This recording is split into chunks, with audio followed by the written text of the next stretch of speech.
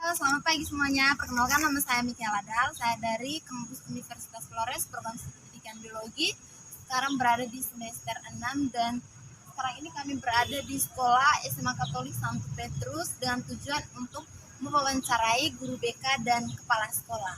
Nama saya Diana Zafra. Nama saya Angela Bunga. Saya Henrikus Hakuputra. Saya Helena Istasnabati Rona. Terlebih dahulu, sebelum kita mulai wawancara, Kenalkan diri. Nama saya pakai dengan ini tidak punya apa dokteran baru. Asal saya kelahiran di ND sini, tapi orang dari Tenda Walawaru di sana, orang Tenda. Tinggalnya di Jalan Udayana. Sudah sudah berkeluarga, sudah punya cucu. Berapa lama Ibu menjadi guru BK? Saya dari tahun 1997. Sudah Sudah 25 tahun Itu saya di yayasan itu dari tahun 1997 sampai dengan tahun 2007. Tahun 2008 itu saya status sudah CPNS. Terus tahun 2010 itu sudah PNS. Dan sekarang Untuk pertanyaan yang kedua itu, apakah alasan Ibu memilih menjadi guru BK? ya saya tertarik karena itu kita namanya memang guru semua tuh melayani, tetapi lebih khusus untuk menangani hal-hal yang sifatnya menolong, membantu. Seperti ada masalah-masalah, supaya kita bisa bantu memberikan solusi sehingga orang itu terbebaskan dari tekanan-tekanan hidup, tantangan-tantangan hidup. Sehingga pada akhirnya dia merasa bahwa batinnya itu bahagia dan menjalani seluruh proses perjalanan hidupnya. Hal-hal apa saja yang menyenangkan selama Ibu menjadi guru BK? Hal-hal yang memang semuanya punya kasus. Itu saya senang kalau seandainya kasus anak itu saya bisa menolong mereka untuk bisa memberikan solusi sehingga mereka terbebaskan dari mereka punya masalah. Itu yang sangat menyenangkan. Lalu yang kedua, ketika saya tangani masalah, selesaikan mereka punya masalah, itu ada perubahan sikap. Bahwa dari yang mungkin kurang baik, belum sempurna, menjadi lebih baik. Tapi manusia itu kan bagaimanapun dia baik masih ada kekurangannya. Tetapi ada perubahan-perubahan sikap yang nampak seperti itu. Misalnya dari malas sekolah menjadi rajin, dari yang kadang-kadang bolos itu, jadi anak yang tidak bolos, dari yang sakitnya parah dikasih solusi untuk bagaimana mengambil jalan terbaik untuk berobat dan sebagainya, akhirnya dia menjadi sehat. Pertanyaan yang keempat, di SMA ini apakah setiap harinya banyak siswa yang berbagi pengalaman kepada Ibu? Maksudnya datang ke Ibu. Ya, datang. Lebih banyak anak-anak yang sakit itu selalu mereka informasikan. Ketika mereka mengalami kondisi yang sudah sangat terganggu, memang ada OPS-nya tapi baru saja. Yang orang yang menangani langsung dari medis itu baru tahun ini sudah ada OPS di sana dan orang memang pada bidang memang. Selama ini ditangani oleh kami di sini. Jadi menolong mereka yang sakit itu dicari jalan keluar bagaimana, dipulangkan, diarahkan untuk berobat, panggil orang tuanya datang untuk tanya masalah. Itu salah satu. Kemudian masalah lain juga namanya anak sekolah itu banyak sekali masalah. Ada yang terlambat pagi, ada yang terlambat masuk jam istirahat, ada yang datang ribut saja, konsentrasi belajarnya sangat rendah.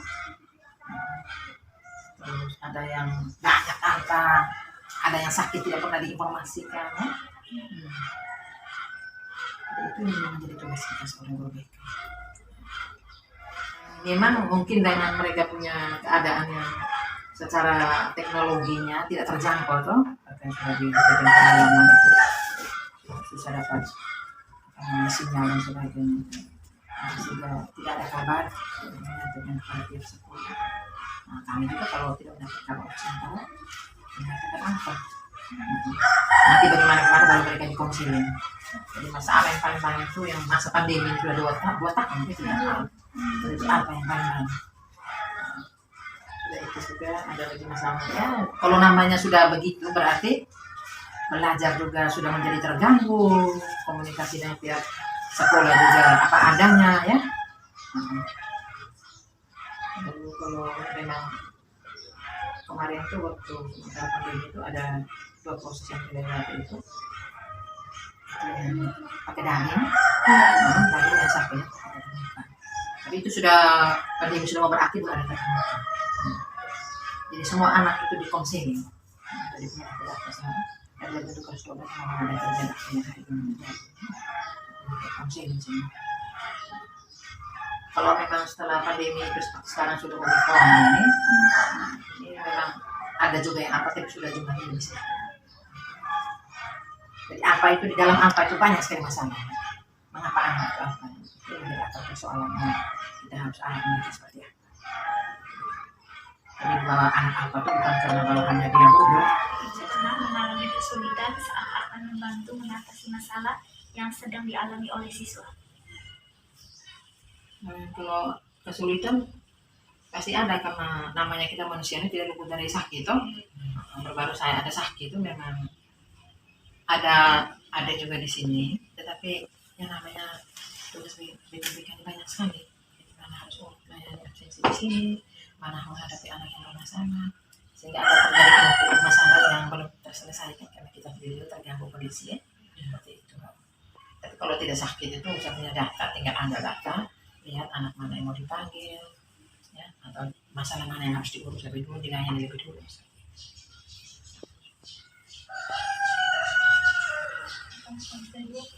Apakah masalah yang dialami siswa di sekolah yang pernah Ibu ampu itu hampir sama atau berbeda-beda?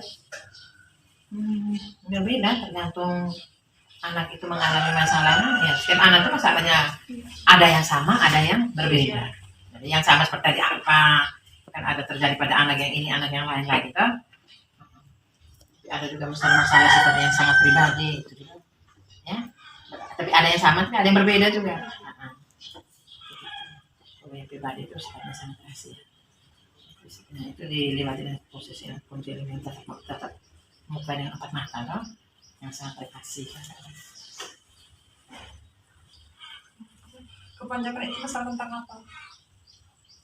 Itu saya bilang yang masalah yang ini itu kalau saling pandemi kemarin itu yang apa?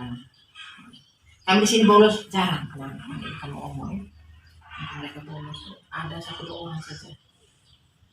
Kemudian sakit juga. Karena begini, mereka ini kan jauh dari orang tua. Banyak dari 90% anak ini ya 10% nanti dengan keluarga sebagai orang tua kandungnya atau mama. Tapi 90% itu kan anak dari kampung yang dipindah ke kos, ke asrama, tinggal dengan perhatian dari orang tua. Bukan bahwa mereka tidak memperhatikan, tapi jarak, ya, jarak antara orang tua dengan anak itu mendampingi secara langsung itu memang agak susah. Kalau mereka nanti ada apa-apa baru diberitakan bahwa orang tua datang, begitu. Lalu, dan kalaupun di kos, tuan kos yang bertanggung jawab. Sehingga kalau anak ada apa-apa mereka datang ke sekolah, ada komunikasi, interaksi antara pihak sekolah dengan pihak pemilik kos, ya, masyarakatnya seperti itu.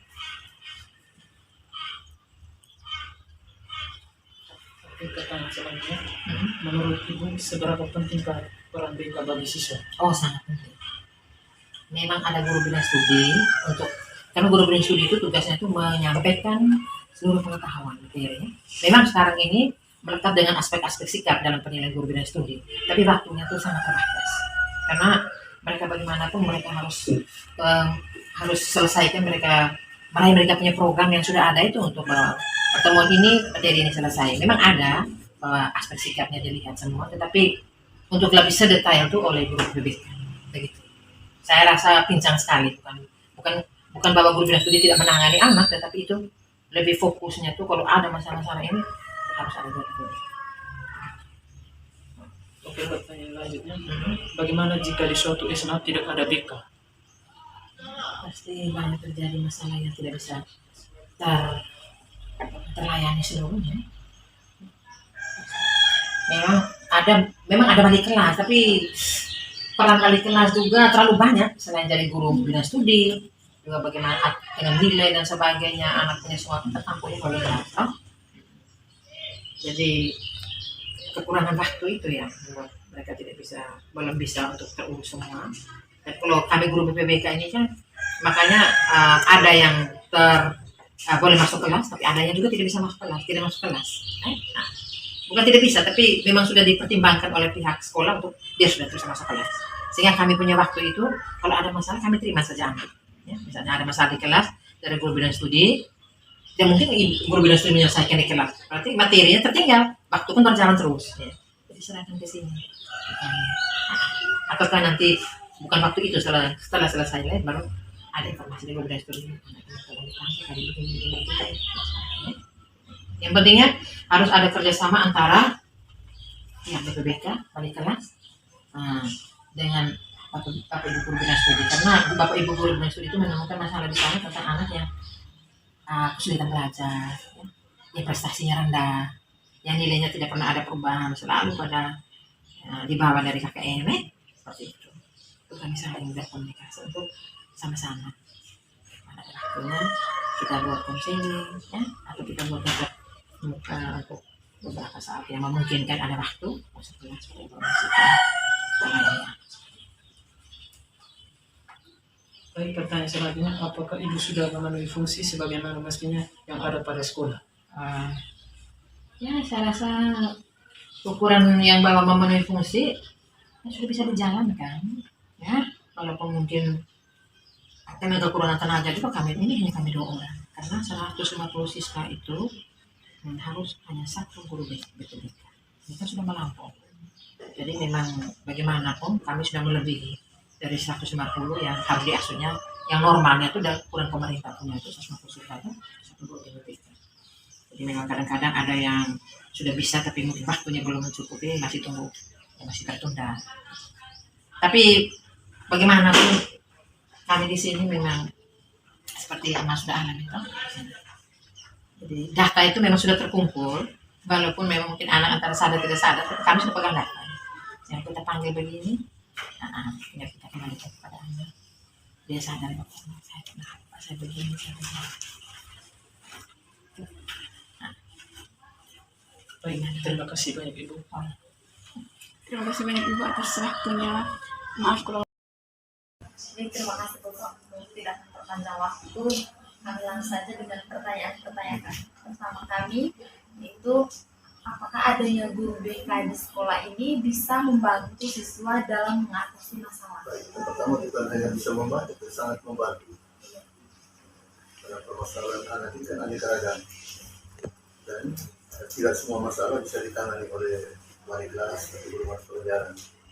Ada hal khusus yang memang itu ranahnya BPBK bisa menggali permasalahannya, permasalahan khusus yang bimbingan khusus. Lalu kita arahkan ke sana. Lalu hasil dari penanganan di BPBK itu dilaporkan kembali untuk kita evaluasi. Pendampingan lagi tentang yang BPBK, tapi untuk kepentingan guru mata pelajaran, untuk kepentingan di wali kelas, untuk kepentingan orang tua. bagaimana kedudukan BK di sekolah ini? Apakah guru BK terlibat dalam perencanaan, pendidikan, dan pengembangan staf? Ya, jadi kedudukan BPBK itu sama dengan semua guru-guru yang lain. BPBK itu kan bagian dari bidang koordinasi tersendiri. Maka dia itu sebenarnya hampir sejajar dengan para wakasek dan juga koordinator laboratorium dan sebagainya. Karena itu setiap tahun dalam tahun pelajaran di sekolah itu, semua perencanaan itu kita duduk bersama dalam rapat kerja sekolah, rapat kerja tahunan sekolah. Dan itu biasanya paling lama 3 hari. Yang pertama kita evaluasi dulu seluruh kegiatan pelaksanaan dalam tahun pelajaran yang sudah lalu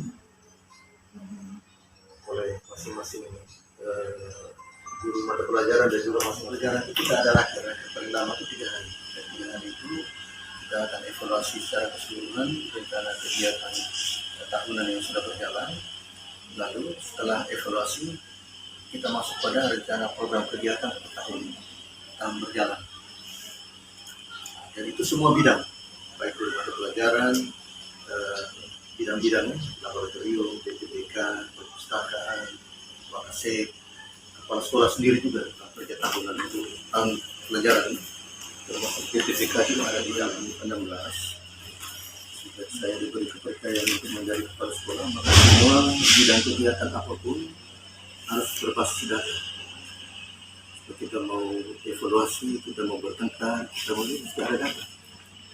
Kalau tidak ada data, sama dengan kita omong kosong.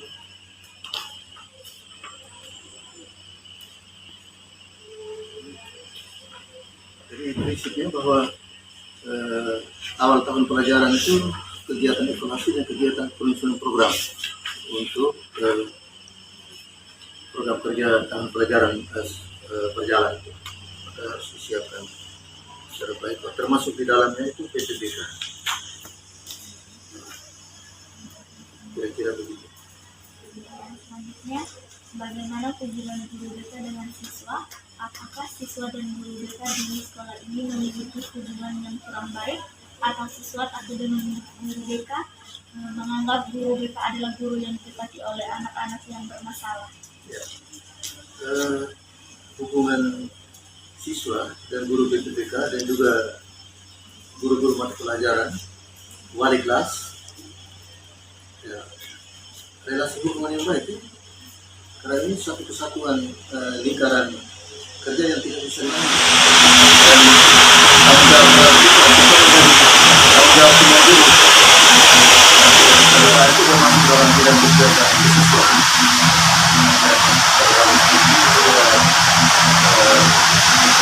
Jadi juga masuk dengan bidang siswa. Apakah semua permasalahan terkait pengembangan sosial, kognitif, dan psikologi siswa di sekolah ini dapat diatasi oleh semua guru atau hanya guru BK saja? Ya, ada masalah siswa ini menjadi tanggung jawab bersama. Dari BPBK, kalau di tingkat para guru mata pelajaran wali kelas ada hal-hal khusus yang tidak bisa ditangani dan menjadi ranah BPBK, semua akan direkomendasikan ke BPBK. Lalu hasil pendampingan di BPBK akan dilakukan kembali kepada kepala sekolah, kepada ini bapak kesiswaan, juga kepada bapak guru mata pelajaran supaya secara bersama-sama melakukan kegiatan pendampingan. Jadi menjadi tanggung jawab bersama, tidak menjadi tanggung jawab orang per orang. BPBK ada untuk membantu semua yang lain. Apakah semua permasalahan terkait pengembangan sosial, kognitif, dan psikolog siswa di sekolah ini dapat diatasi oleh semua guru atau hanya guru BK saja? Ya, aspek kognitif itu pasti dua dari mata pelajaran. Tapi bahwa permasalahan kesulitan belajar bisa juga menjadi bagian tanggung jawab dari BPBK. Ya, mencoba berusaha menggali kenapa tidak belajar, kenapa prestasi rendah. Pasti ada permasalahan ikutan yang juga mempengaruhi anak. Ya, aspek sosial juga, kenapa dia tidak bisa bergaul dengan orang lain. Aspek kejiwaan memang mengganggu dia untuk tidak bisa bersosialisasi diri dengan teman-teman yang lain. Kenapa ada jarak, kenapa dia selalu nyindir, kenapa tidak pernah gembira di sekolah, murung terus dari waktu ke waktu. Itu pasti ada permasalahan. Dan untuk anak-anak ini kan tidak semua permasalahan mereka bisa ngomong secara terbuka. Karena itu maka butuh orang khusus yang bisa mencari tahu, bisa menggali tentang permasalahan yang mereka. Dan ini tentang kegiatan BPBK ini misalnya analisis umum masalah. Itu ada buku tes masuk ada untuk tes. Hari lalu kami dengan Romono berlaku untuk coba tes analisis daya belajar. Tes analisis daya belajar. Dan ada daya belajar ada tiga model daya belajar. Dan setiap anak pasti beda. Maka dari analisis daya belajar itu baru kita petakan. Jadi satu kelas bisa 3 daya belajar yang ada dalam satu kelas. Maka materi yang disiapkan untuk anak itu tidak bisa cukup rata untuk semua. Dan misalnya diskusi tidak bisa rata untuk semua. Ada yang tipenya mendengar, ada yang punya speaker, ada yang tipenya mendengar, ada yang mendengar sambil menulis. Maka misalnya biologi dia masuk belajar, dia bisa menyiapkan 3 metode untuk 3 gaya belajar itu. Maka bisa dibagi dalam kelompok. Dan pencapaian akhirnya kan sesuai dengan apa? Cara dia menerima, bukan cara guru memberi. Pola umum yang kita pakai sekarang ini kan dari apa? Cara guru memberi bukan dari cara siswa menerima. Maka kalau itu maka tetap ada kendala. Siswa pasti banyak yang tidak bisa mengerti karena cara dia menerima beda dengan cara guru memberi. Tapi kalau guru tahu tentang cara gaya belajar siswa, maka dia harus menyesuaikan cara siswa menerima bukan cara guru memberi. Dulu kami sudah mulai, tapi masuk COVID menjadi berangkat. Kami ajaran baru kami ulang lagi untuk kelas 1 baru. Dan kita dari kelas 1 itu kita tahu cara dia menerima pelajaran itu kayaknya apa. Saya guru menyiapkan materi pelajaran juga menyesuaikan dengan cara siswa menerima pelajaran. Kita biasanya ada 2 model tes. Tes yang pertama itu tes akademik, lebih fokus pada literasi dan numerasi. Beberapa tahun lalu hasil tes kita itu dari sisi matematika itu masih ekspektasimal cara pemahaman dia. Itu masih tidak ekspektasimal, padahal itu bisa masuk. Hanya hasil itu yang kita mau serahkan kepada dinas sebagai bahan kembali. Jadi itu juga bahasa Indonesia. Maka kami programkan apa ini, matrikulasi. Dari semester 1 kami berusaha untuk ganti dia itu supaya dia bukan lagi di SPK 5 tapi dia di SPK 6. Satu semester berikutnya kita ganti lagi supaya dia setara dengan SMP. Sampai semester 3 berarti setara dengan SMA. Coba kamu tes ini anak-anak SMA atau unsur, mahasiswa unsur, coba tes dia punya kemampuan literasi dan numerasi. Dia pada posisi mana? Ya kami punya alat bukti. Maka siswa masih dari pertama kami tahu kemampuan matematika ini setara dengan ekspektasi. Ya belum layak sebenarnya untuk menjadi siswa SMA kelas 1. Maka kita programkan matrikulasi. Dia tambahan khusus. Begitu dia bahasa Indonesia. Jadi begitu dulu. Ya. Baik. Kalau ada diskusi lanjut nanti baru kita diskusi. Girl, they know what they want.